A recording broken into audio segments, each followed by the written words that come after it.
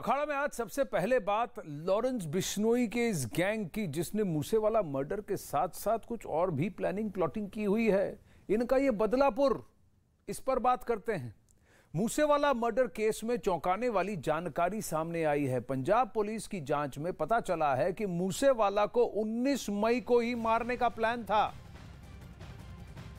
बड़ी खबर यह है कि 19 मई को ही इसको मारने का पूरा प्लान था। मूसेवाला मर्डर केस में गिरफ्तार हथियारों के सप्लायर बलदेव से पुलिस को यह जानकारी मिली है। बलदेव ने पुलिस को बताया कि 19 मई को वो बठिंडा में हथियार सप्लाई करने गया था और वहां शूटर भी मौजूद थे।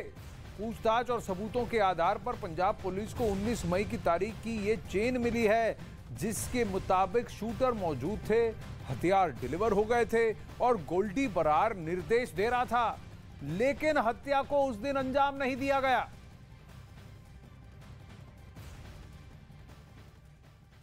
तो सिद्धू मूसेवाला की हत्या के बाद पंजाब पुलिस की जांच में रोज नई जानकारियां अब सामने आ रही हैं। पंजाब पुलिस की जांच में जो बात अब सामने आई है उससे खुद पुलिस वाले हैरान हैं, क्योंकि इस हत्याकांड में गिरफ्तार हथियारों के सप्लायर बलदेव ने पूछताछ में बताया है कि मूसेवाला की हत्या करने वाले बदमाश 29 मई से पहले ही उनकी हत्या को अंजाम तक पहुंचाना चाहते थे।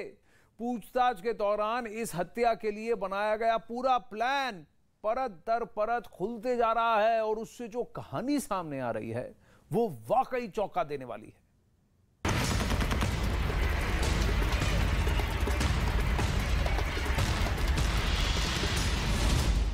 पुलिस पूछताछ में बड़ा पर्दाफाश। मूसेवाला मर्डर के प्लान की इनसाइड स्टोरी।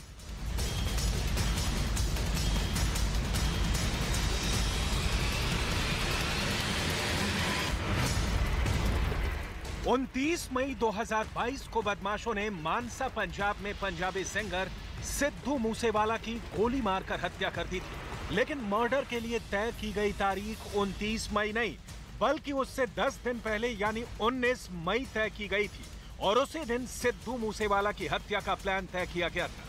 इस हत्या को अंजाम तक पहुंचाने के लिए हथियारों के साथ साथ रेकी करके फुल प्रूफ तैयारी भी की गई थी।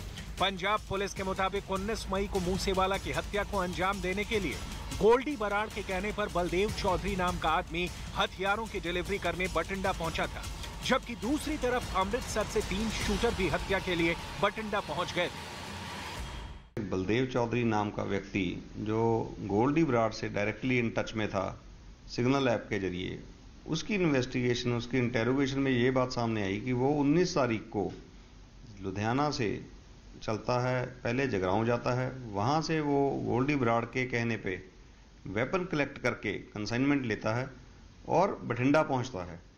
बठिंडा दूसरी तरफ से अमृतसर की तरफ से जो संदीप कालों ने भेजा हुआ था सतबीर, और उसके साथ 3 जो शूटर हैं, मनी रैया, मनदीप तूफान और एक अभी अननोन है, वो वहाँ पहुँचते हैं। बलदेव चौधरी उनको जाके पेट्रोल पंप पे वो वेपन उनको हैंडओवर कर देता है। पंजाब पुलिस इस एंगल से भी जांच में जुटी है कि 19 मई को बठिंडा में शूटरों के पहुंचने और हथियारों की डिलीवरी के बाद बदमाश किस तरफ गए, क्योंकि खबर है कि 19 मई को सिद्धू मूसेवाला अपने घर पर ही थे, जबकि पूछताछ के दौरान पुलिस को इस बात का भी पता चला है कि इस हत्याकांड में मनप्रीत मानू नाम का शूटर भी शामिल था।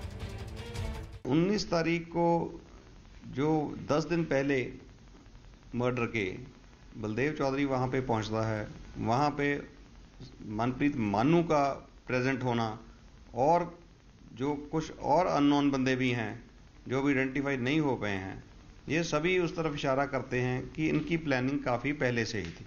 हो सकता है वो उस दिन भी ये काम करना चाहते हों। पुलिस पूछताछ में इन हथियारों के सीमा पार से लाए जाने की बात भी सामने आई है। पंजाब पुलिस के मुताबिक सतबीर का गांव पाकिस्तान बॉर्डर के काफी करीब है, जबकि संदीप नाम के आदमी का गांव भी सीमा के काफी करीब होने की जानकारी मिली है और इसी वजह से पंजाब पुलिस इस बात की भी जांच में जुटी है कि मूसेवाला हत्याकांड में इस्तेमाल किए गए हथियार सीमा पार से तो नहीं लाए गए। सतबीर जिसका गांव तलवंडी राय दादू है, बिल्कुल काफी नजदीक है बॉर्डर से, और संदीप कालों वो भी उसी एरिया के नज़दीक के रहने वाला है। तो हमें काफ़ी शक है कि वेपन कहीं ना कहीं बाहर से इनके पास आए होंगे, तभी इन्होंने आगे सप्लाई किए। पंजाब पुलिस का दावा है कि संदीप नाम के एक आदमी ने 19 मई को गैंग में शामिल 3 शूटरों को एक गाड़ी से बठिंडा के पेट्रोल पंप पर भेजा था और अब पुलिस मूसेवाला हत्याकांड में इसी संदीप नाम के आदमी की भूमिका तलाशने में जुट गई है। साथ ही इस बात का भी पता लगाया जा रहा है कि संदीप किस गैंग के लिए काम करता है। अमित पांडे लुधियाना से लाइव जुड़ रहे हैं। अमित, एक बात बताइए, अगर 19 मई को ही ये तय हुआ गया था कि इस दिन को सिद्धू मूसेवाला का मर्डर करना है, तो वो ग्रुप क्या अलग था? भले ही सूत्रधार गोल्डी बरार हो, ये कौन सा ग्रुप है? और क्या पुलिस को इसकी कोई भनक ही नहीं थी पहले? जी बिल्कुल, देखिए आनंद, आपने बहुत ही एकदम वाजिब सवाल उठाया। कहीं अलग ग्रुप तो नहीं था। सूत्रों के मुताबिक अभी तक जो जानकारी सामने आई है, 2 मॉड्यूल बना रखे थे गोल्डी बरार ने। इसमें पहला मॉड्यूल जो था उसमें कुछ लोग मौजूद थे और दूसरा मॉड्यूल बैठा था जिसका काम करने का तरीका दूसरा था। तो पुलिस इन सारी की सारी जानकारी जुटा रही है, लेकिन सही कहा आपने कि इस जो भी जानकारी थी वो पुलिस को इसकी पहले की सूचना नहीं थी। तो मतलब साफ है कि जो प्लानिंग थी बहुत पहले से यहाँ पर की जा रही थी और plan A, plan B, plan C सब तैयार करके रखा था गोल्डी बरार ने और सब कुछ इशारे पर गोल्डी बरार के ही हो रहा था। जी अमित, एक और बात है कि 19 मई को तो सिक्योरिटी कवर था गोल्डी बरार सिद्धू मूसेवाला का, यानी कि उसको जो सिक्योरिटी दी जानी थी 19 मई को तो वो सिक्योरिटी थी, क्योंकि वो सिक्योरिटी तो 25 या 26 तारीख के बाद ही हटाई गई थी जब वो नोटिफिकेशन निकला था। और फिर उधर से जो उसको मॉनिटर कर रहा था उसने कहा देखिए अब सिक्योरिटी भी हट गई है।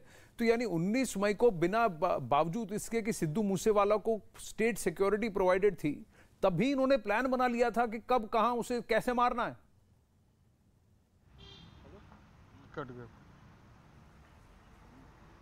अमित, आपको मेरी आवाज आ रही है? ऐसा प्रतीत होता है कि ऑडियो लाइन जो अमित पांडे के साथ वो कट गया है। लेकिन सबसे चौंकाने वाली बात यह है कि देखिए, स्टेट की तरफ से, पंजाब सरकार की तरफ से नोटिफिकेशन कब निकला? 25 या 26 तारीख को निकला या 27 तारीख को निकला? ये नोटिफिकेशन निकला कि इन लोगों की सिक्योरिटी कवर हटाई जा रही है। लेकिन उस वक्त 19 मई को अगर ये पहले ही इन्होंने तय किया था 19 मई को सिद्धू मूसेवाला को मारना है, तब तो इसका सिक्योरिटी कवर भी था। तो बावजूद उसके इन्होंने क्या प्लानिंग की थी और क्यों उसे हमला को अंजाम नहीं दिया, इस पर हम फिर गौर करेंगे। अभी और खबर आ रही है, मूसेवाला मर्डर केस की जांच में पता लगा है कि लॉरेंस बिश्नोई गैंग में सबसे ज्यादा शूटर हरियाणा के भिवानी जिले से शामिल किए गए हैं। लॉरेंस की शूटर फैक्ट्री में सबसे ज्यादा लड़के भिवानी इलाके से हैं, जो लॉरेंस बिश्नोई और काला जठेड़ी गैंग की रीढ़ की हड्डी माने जाते हैं। शूटरों की बच्चा ब्रिगेड बनाने के लिए भी इसी जिले से कम उम्र के लड़कों की भर्ती भी की गई है। दीपक बिष्ट इस वक्त हमारे साथ लाइव जुड़े हैं। भिवानी तो बॉक्सिंग के लिए जाना जाता है, अब यहां ये शूटरों की फैक्ट्री की तैयार कर रहा है लॉरेंस बिश्नोई। क्या वहां की पुलिस को, वहां के इंटेलिजेंस को इसकी भनक नहीं थी दीपक? बिल्कुल, देखिए आनंद, जिस तरह से ये इनपुट आया है उसके बाद सूत्रों के हवाले से एक खबर आई है कि 100 से ज़्यादा जो लड़के थे वो कई सालों से लॉरेंस गैंग के साथ जुड़े हैं। और लॉरेंस गैंग का जो दूसरा सिंडिकेट है, जो उसका दोस्त है, उसका नाम काला जठेड़ी है। ये दोनों गैंगस्टर के गैंग के साथ 100 से ज़्यादा लड़के जुड़े हुए। और भिवानी पुलिस का अभी हमने जब बात करी थी, उनका ये कहना है कि इस पूरे इनपुट पर हम काम कर रहे हैं, क्योंकि अगर दिल्ली पुलिस की स्पेशल सेल हो या पंजाब पुलिस, जिसके पास भी इस तरह के लड़कों का इनपुट है, वो उन्हें दे और उस पर वो कार्रवाई करेंगे। तो इसको लेकर जो भिवानी पुलिस है वो पूरी तरह से यहाँ पर अब चुस्त नजर आने लगी, क्योंकि जिस तरह से बातचीत सामने आने लगी है कि इतने बड़े स्तर पर इस तरह के यूथ को जो है इन गैंगस्टर ने अपने कब्जे में लिया है। इनके साथ लगातार उन लड़कों को ये लोग तलाशते हैं जिनके पास पैसा नहीं है, जिनको बहुत कुछ करना है, और इस तरह की चीज़ों को, इन यूथ को ये लोग इकट्ठा करते हैं। इनकी ट्रेनिंग कहाँ होती थी दीपक? अमित पांडे भी हमारे साथ जुड़ रहे हैं। आप जरा इनपुट दे रहे थे कि 2017, 18, 19 में भी ये तैयारी चल रही थी। अमित, आप बने रहिए मेरे साथ। मैं दीपक से ये जानना चाहता हूँ, ये शूटरों की खेप, ये जो स्कूल बना रहे हैं, बच्चा ब्रिगेड बना रहे थे, इनको ट्रेनिंग कहाँ दी जाती थी? इनको अगर शूटिंग प्रैक्टिस करानी है तो कोई तो जगह होगी। क्या पुलिस ने उस जगह को आइडेंटिफाई तो किया है अभी? देखिए, अभी इस तरह की चीज़ें जो हैं बिल्कुल सामने नहीं है, क्योंकि जांच का विषय है। ये कहा गया कि वो उन्हें इनपुट जहां से मिलेगा वो उस तरह की चीज़ों पर काम करेंगे, क्योंकि यहाँ पर दरअसल राजस्थान की बॉर्डर भी नज़दीक है। 7 से 10 किलोमीटर के बीच में राजस्थान बॉर्डर लगता है। और संपत नेहरा जो राजस्थान का गैंगस्टर है और जो लॉरेंस बिश्नोई को भी हथियार सप्लाई और उसके पूरे धंधे में उनके साथ रहता था, ये सभी गैंग्स जो है 2017 में काफ़ी यहाँ पर कारनामा कर चुके थे। कई सारी वारदातें इन्होंने नवंबर 2021 और 2017 में नवंबर और दिसंबर में करी थी। तो ये एक दहशत का माहौल पर कायम करना था। और यही वजह थी कि उस समय से जो युवा थे, लड़के जो स्कूल ड्रॉप आउट थे या कॉलेज ड्रॉप आउट थे, वो इनके साथ जुड़ने लगे थे। और यही वजह थी कि इन्होंने उनका पूरा इस्तेमाल किया। और यही गैंग जो है इस वक्त बढ़कर 600 से ज़्यादा शूटरों का हो गया। और यही वजह है कि यहाँ पर भिवानी के लड़के ज़्यादा शामिल हुए हैं। ये सूत्रों से पता चला है और जिसके लिए अब इंटेलिजेंस एजेंसियाँ काम कर रही हैं। जी, तो सिरसा से भिवानी, भिवानी से राजस्थान और भिवानी से भटिंडा, ये सारा ये पूरा एक अगर आप नक्शा बनाएं अमित, तो 100 किलोमीटर का रेडियस ही नहीं, लेकिन 3-4 स्टेट्स में कुछ ऐसे इलाके हैं जहां पर बॉर्डर के इस तरफ, बॉर्डर के उस तरफ आप इस तरह का रिक्रूटमेंट कर सकते थे, ट्रेनिंग कर सकते थे, हथियारों को लाया जा सकता था। और फिर 19 मई को जब मैं आपसे पूछ रहा था, जब आपसे लाइन कट गई थी अमित, तो 19 मई को तो सिद्धू मूसेवाला की सिक्योरिटी कवर वैसे की वैसी बनी हुई थी, तो बावजूद सिक्योरिटी कवर के उसके मर्डर की प्लानिंग हो गई थी। जी बिल्कुल। और बेहद जो अगर हम कहें कि डिटर्मिन्ड थे और बहुत ही ज्यादा उनका जो विश्वास था कातिलों का कि हमें किसी न भी किसी सूरत में हत्या करनी है, और इसीलिए प्लान ए, प्लान बी तैयार था। शायद जो 19 मई का जो जिक्र है वो प्लान बी का जिक्र है। और यही नहीं आनंद, एक मॉड्यूल नहीं, कम से कम अभी 2 मॉड्यूल के सामने आने की बात है। और इसमें पूरे के जो 3 से 4 गैंग के शूटरों का कोलैबोरेशन बनाया गया था। तो हत्या किसी भी हाल में की जानी थी, प्लान न फेल हो, हथियार आधुनिक से आधुनिक सप्लाई किए जाएं और उनका रूट हो और पुलिस की पकड़ में ना आ जाए, ये खासा फोकस था। और इसी के तहत पूरी की पूरी जो रणनीति थी वो चल रही थी। जी, और ये रेडियस जो है ये बहुत चौंका देने वाला है। हमारे दर्शकों को मैं बताना चाहूँगा कि अगर आप मैप उठाकर देखेंगे, सिरसा, भिवानी और फिर भटिंडा, ये एक ऐसा इलाका है और जहाँ पर ये अपनी पूरी फसल उगा रहा था गैंगस्टर्स की, शूटर्स की। लॉरेंस बिश्नोई जेल में बैठकर कैसे ये फैक्ट्री चला रहा था और कैसे इस गैंग को चला रहा था, और गोल्डी बरार तो कनाडा में बैठा है, वहां से बैठ के ये कोऑर्डिनेशन कैसे हो रहा था। मूसेवाला हत्याकांड में फरार चल रहे लॉरेंस बिश्नोई गैंग के शार्प शूटर मनप्रीत सिंह मन्ना के गांव में सन्नाटा पसरा है। मनप्रीत पंजाब के मोगा के कुत्सा गांव का रहने वाला है और फिलहाल उसका परिवार भी गांव से गायब है।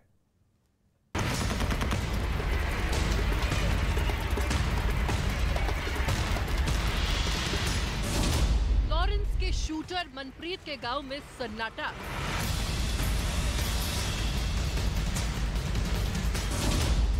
शूटर मनप्रीत के गांव पहुंचा न्यूज़ 18।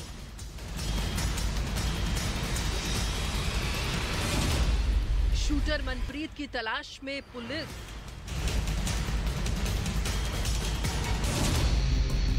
मूसेवाला हत्याकांड में फरार शूटर मनप्रीत की तलाश कई राज्यों की पुलिस ने तेज कर दी है और इसी कड़ी में पुलिस मनप्रीत के गांव तक पहुंची।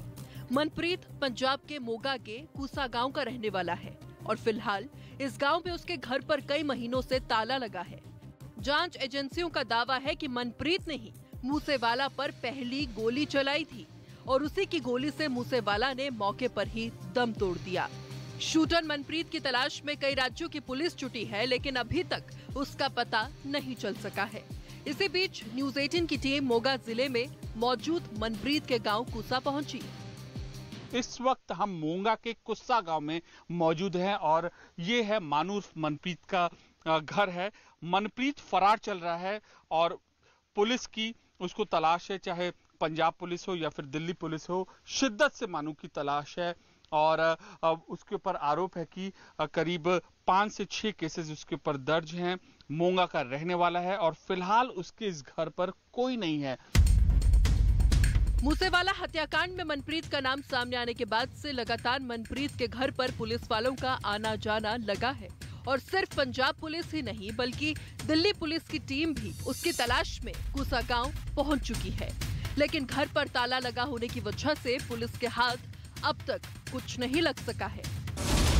शूटर के पड़ोसियों से सवाल जवाब, मनप्रीत के परिवार ने छोड़ा गांव। वैसे बताया जा रहा है कि इस दौरान पंजाब पुलिस और दिल्ली पुलिस ने मनप्रीत के पड़ोसियों से पूछताछ की थी। न्यूज़ 18 की टीम ने भी गांव में उसके बारे में जानकारी जुटाने की कोशिश की, लेकिन गांव के ज्यादातर लोगों ने मनप्रीत के बारे में बात करने से ही इनकार कर दिया। जैसे तैसे उसका एक पड़ोसी बात करने के लिए तैयार हुआ, जिसने सिर्फ इतना बताया कि करीब 4 महीने पहले मनप्रीत के घर वाले रोजगार की तलाश में शहर चले गए थे। यहाँ से तो जी किते भी नहीं आया, ना देखा ही यहाँ से रहता कि नहीं रहता, क्या पता कहाँ से रहता है कहाँ से नहीं रहता है।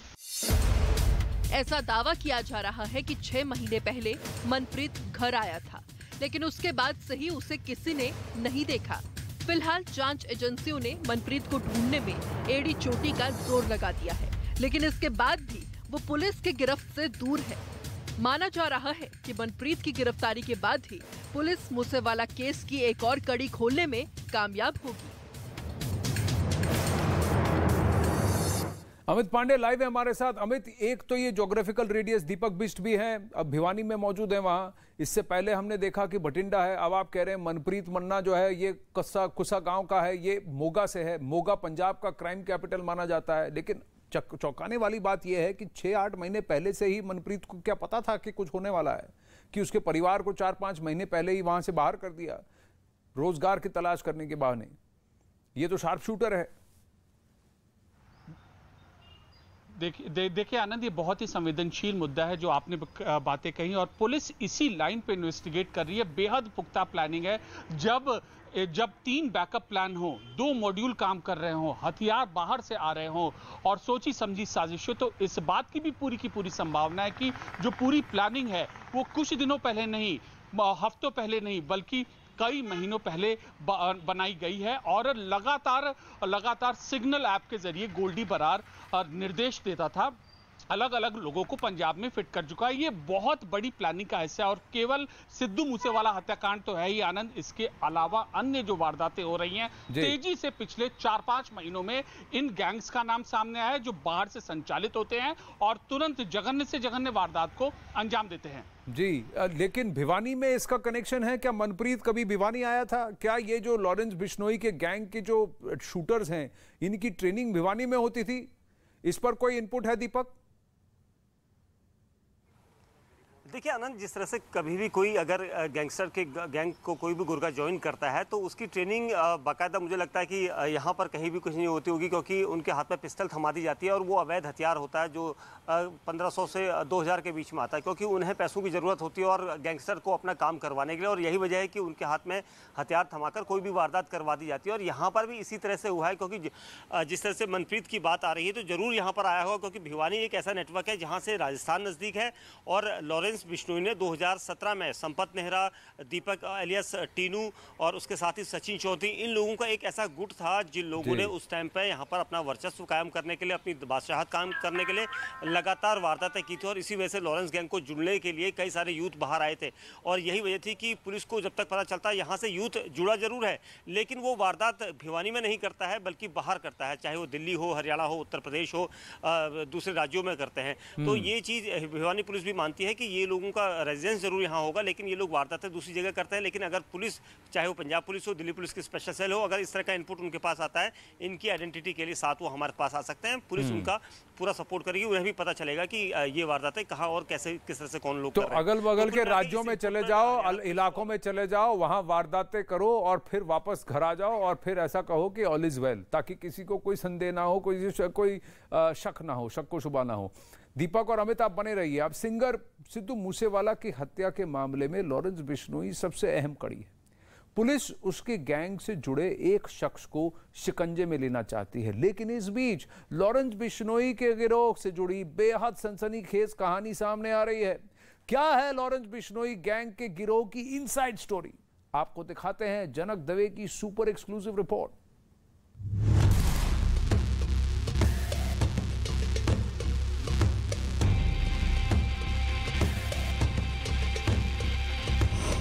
कैसे काम करता था लॉरेंस गैंग? क्यों नाबालिगों को गैंग में शामिल करता था लॉरेंस? कैसे जेल से ही साम्राज्य चलाता रहा लॉरेंस? क्या है लॉरेंस की code mystery?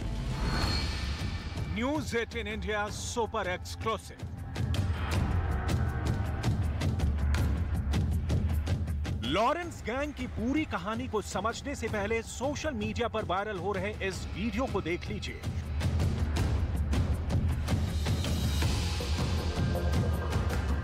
Gangster Lawrence Bishnoi के चाहने वालों ने इस वीडियो को सोशल मीडिया पर वायरल किया है।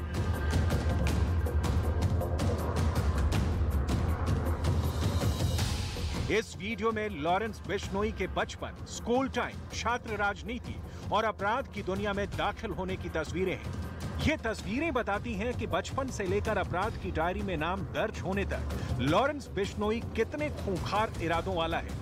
यही वजह है कि कई राज्यों की पुलिस लॉरेंस के पीछे हाथ धोकर पड़ी है।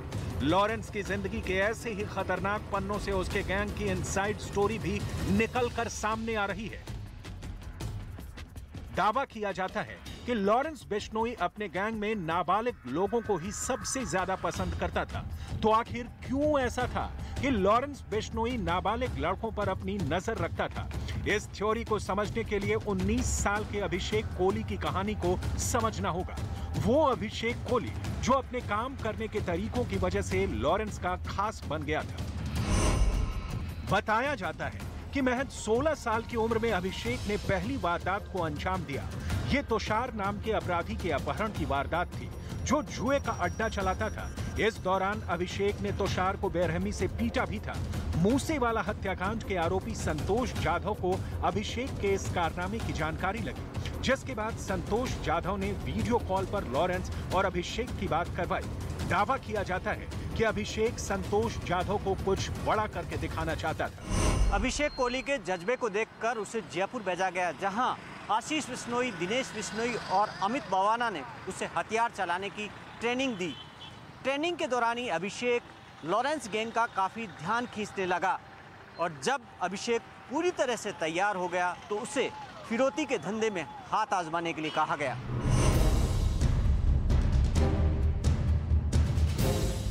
इस दौरान अभिषेक का बाकायदा कमीशन भी फिक्स किया गया था। फिरौती में जितनी रकम मिलती थी उसका 15% हिस्सा अभिषेक का होता था, जबकि बाकी हिस्सा लॉरेंस के पास जाता था। राजस्थान के राय सिंह नगर में राकेश और लाला खतीक से 1 करोड़ की फिरौती मांगी गई थी, जिसमें अभिषेक को 15 लाख रुपए मिले थे। राजस्थान के ही गंगानगर जिले के शुभम गुप्ता के पास से भी 1 करोड़ रुपए की फिरौती मिली थी। यहाँ भी अभिषेक को 15 लाख रुपए दिए गए थे। हनुमानगढ़ के इंदु हिसारिया के पास से 2 करोड़ की फिरौती मांगी गई थी, जिसमें से अभिषेक को 1 करोड़ रुपए मिले थे। नाबालिग पर लॉरेंस ज्यादा जोर इसलिए देता था कि अगर वो पकड़ा भी जाए तो जुवेनाइल कानून के मुताबिक उस पर कार्रवाई हो और वो जल्द बाहर आ जाए। लॉरेंस का ये मानना था कि कम उम्र के लोगों का खून गर्म होता है और वो आसानी से कोई भी काम करने को राजी हो जाते हैं। इतना ही नहीं, वो कम उम्र के लोगों को लंबी रेस के घोड़े की तरह मानता था। इसलिए लॉरेंस का गैंग बाकायदा ऐसे लोगों पर नजर रखता था जो छोटी उम्र में किसी बड़ी वारदात को अंजाम देते थे। इसकी सारी जानकारी ह्यूमन इंटेलिजेंस से रखी जाती थी। ऐसे लोगों के बारे में थाने से भी पता किया जाता था। इतना ही नहीं, अखबार में अगर किसी नाबालिग के अपराध की खबर आती थी तो उस पर भी नजर रखी जाती थी और कुछ दिन बाद उससे संपर्क किया जाता था। दावा तो यह भी किया जा रहा है कि लॉरेंस के गैंग में 200 ऐसे लड़के शामिल हैं जिनकी उम्र बेहद कम है। लॉरेंस की बच्चा ब्रिगेड को बाकायदा हथियारों की ट्रेनिंग दी जाती थी। साथ ही ये बताया जाता था कि पुलिस की गिरफ्त से बचने के लिए तकनीक का इस्तेमाल कैसे करना है। लॉरेंस का गिरोह एक दूसरे से संपर्क करने के लिए सोशल मीडिया का खूब सहारा लेता था। टेलीग्राम, इंस्टाग्राम और फेसबुक जैसे सोशल मीडिया प्लेटफॉर्म पर ये लोग आपस में संपर्क साझा करते थे। किस प्लेटफॉर्म पर बात करना सेफ है, इसको लेकर बाकायदा कोड जनरेट किए जाते थे। जैसे संतोष ने अगर अभिषेक कोहली को 2 डॉट भेजे तो सामने से 3 डॉट आने चाहिए। अगर जवाब में 2 या 4 डॉट आते हैं तो इसका मतलब है कि बात करना सुरक्षित नहीं। इसके अलावा लॉरेंस गैंग VoIP यानी वॉइस ओवर इंटरनेट प्रोटोकॉल की मदद से भी बात करता था। इसके इस्तेमाल के लिए लॉरेंस बिश्नोई ने ऐसे लोगों को भी रख रखा था जिन्हें ऐसे मामलों में महारत हासिल है।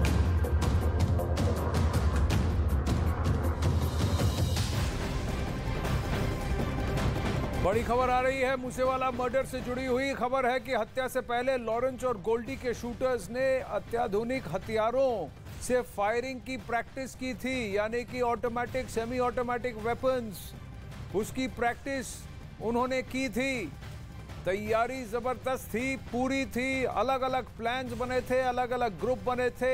एक डेट पर शूटर्स तैयार थे, हथियारों की सप्लाई डिलीवरी हुई, लेकिन उसके साथ साथ प्रैक्टिस भी की गई। ये भी अब खबर आ रही है, बहुत बड़ी खबर, कि आरोपियों ने प्रैक्टिस की थी, वो भी अत्याधुनिक हथियारों से फायरिंग की प्रैक्टिस की थी।